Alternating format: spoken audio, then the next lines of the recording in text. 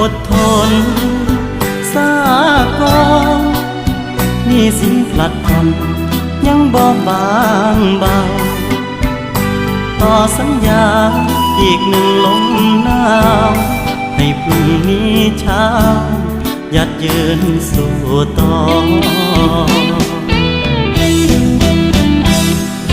คิดทอดพื้นนายามฟ้าอุ้มฝนลุ่มน้ำของเราคนจนก็จอได้ใส่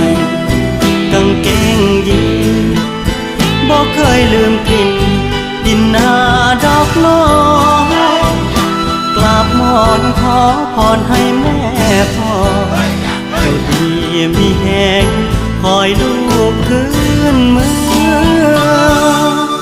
ดังใบตองบ้านป่า